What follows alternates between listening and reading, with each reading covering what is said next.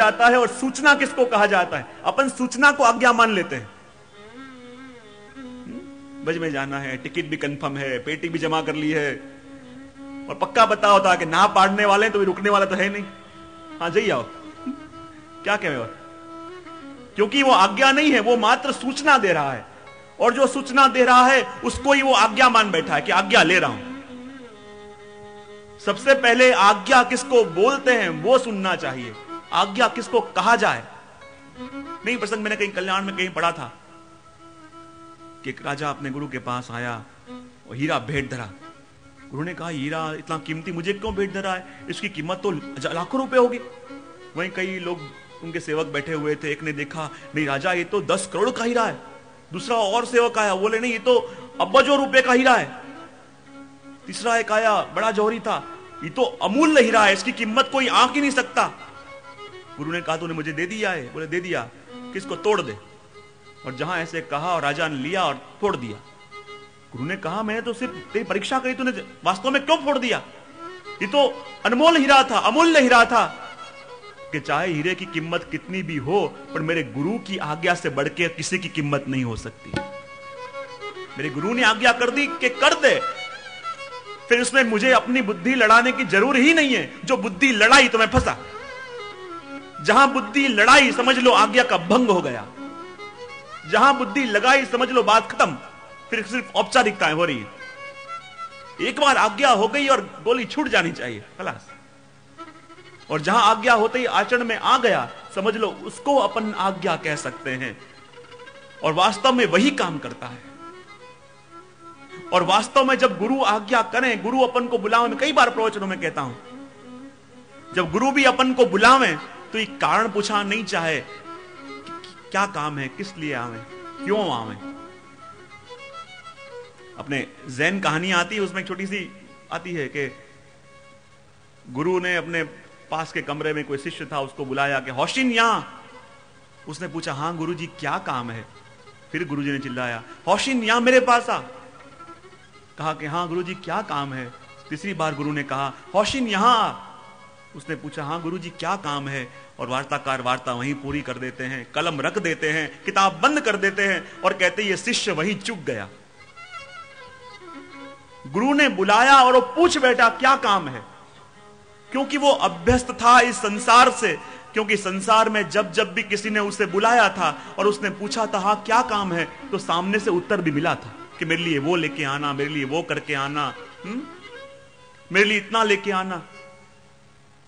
संसार में जब जब भी किसी ने अपन को आवाज लगाई और अपन ने पूछा हाँ क्या काम है, और सामने से अपन को उत्तर भी मिला।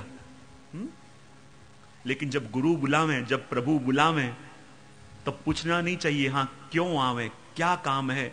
क्योंकि गुरु हमसे कुछ नहीं चाहते, गुरु हमको चाहते हैं। गुरु को अपने से कोई आवश्यकता नहीं, गुरु को अपनी आवश्यकता है। लेकिन हम संसार में अभ्यस्त हैं ये सोच सोच के, क्योंकि संसार के लोग हमें नहीं चाहते, वो हमसे कुछ न कुछ चाहते हैं। ये जगत के लोग जिनको आप अपना सच्चा सगा मानते हो, वो सारे लोग आपका यूज करते हैं, आपका उपयोग करते हैं, आपकी आवश्यकता किसी को नहीं। जब तक आप उनके उपयोगी रहोगे आपको लड़ाते रहेंगे, और जिस दिन आप उनके उपयोगी नहीं रहे आपको भूलते भी देर नहीं लगेगी।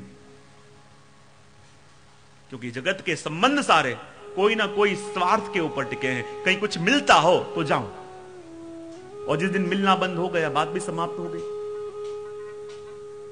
और इसीलिए अपने वहां गुरु आज्ञा की बात, गुरु आज्ञा क्यों लेनी?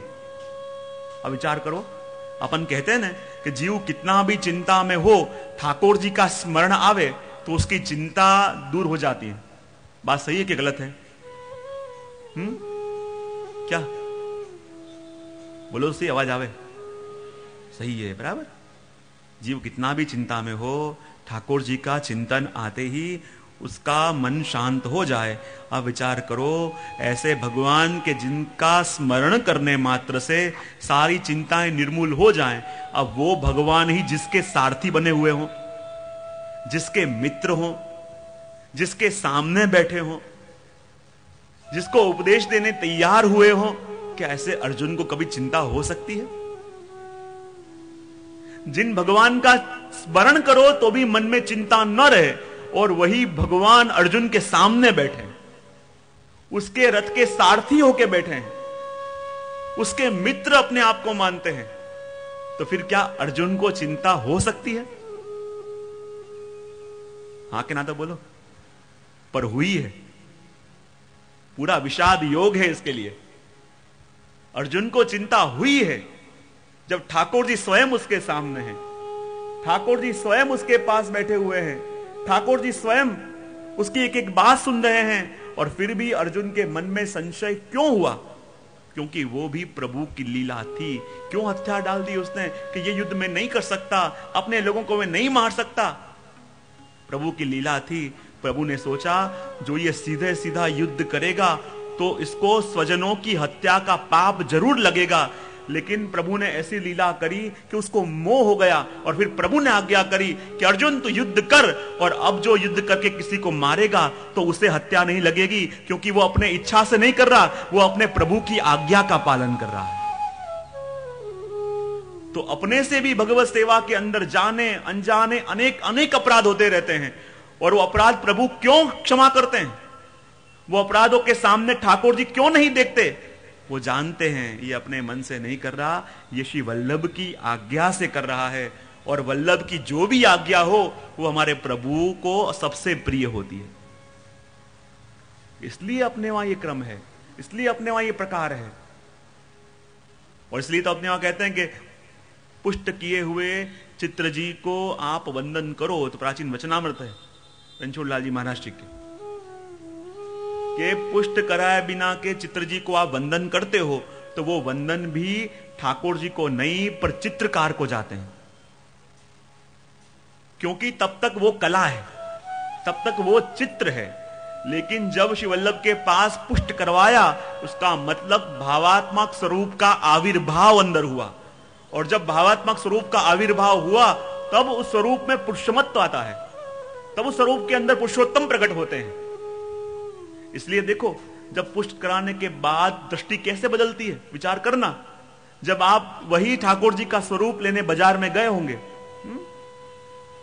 तब उस बेचने वाले ने जो कीमत बताई होगी, और आपने काफी रकझक भी करी होगी, इतनी कोई कीमत होती होगी, थोड़ा कम करो, थोड़ा कम करो, इतना भाव के होता होगा। जिस स्वरूप को जब लेने गए तो 2-2 पैसे का विचार आपने किया, और जब घर पे ठाकुर जी पधारे, वल्लभ ने पुष्ट करे, तो वही स्वरूप की खुशी के लिए, वही स्वरूप के सुख के लिए हमारे वैष्णवों ने उस जमाने में 1 लाख का गुलाब लिया है। 1 लाख का गुलाब लेके धराया। जब जा रहे थे वैष्णव और गुलाब के ऊपर दृष्टि पड़ी, ये तो मेरे श्री जी के लायक गुलाब है, मेरे प्रभु के लायक गुलाब है। सामने कोई बादशाह आ गया, उसे वो गुलाब अपनी बेगम के लिए अच्छा लगा। दोनों में बोली बुली 1000, 10,000, 5,000, और उस जमाने में जिसके ऊपर दृष्टि पड़ी उस वैष्णव की कि ये तो मेरे प्रभु के लायक वस्तु है, बस जो वस्तु प्रभु के लायक दिखी, फिर भावताल कौन करे। और कहते हैं उस समय बोली लगा के 1 लाख के अंदर वो गुलाब लेके आया, और जब अपने घर में ठाकुर जी के पास धराया तो उसके भार से श्रीनाथ जी का मस्तक झुक गया। श्रीनाथ जी का मस्तक उसके भार से झुक गया, क्योंकि उसके अंदर वो प्रेम था, वो श्रद्धा थी, वो दृढ़ता थी। इसलिए अपने वहां ये आज्ञा का महत्व है, और जब इसको समझो तो वास्तव में अपने जीवन के अंदर बात आवे। और वही बात यहां पे कह रहे हैं, और आगे अपन वर्णन सुन रहे हैं कि जिसके अंदर वर्णन करते हुए श्री गोसाई जी के प्रागट्य का भी आपने देखा कि गोसाई जी ने नवमी को प्रागट्य क्यों लिया, क्योंकि नंद महोत्सव और राम अवतार की मर्यादा दोनों का समन्वय करके भगवत सेवा का क्रम अपन को बताया। वैसे श्री गोसाई जी प्रभु चरणाट में प्रकटे हैं, और उनके प्रागट्य का उत्सव सब लोग मना रहे हैं। और आगे के वर्णन करते हुए कहते हैं 8वीं पंक्ति के अंदर, निगम सा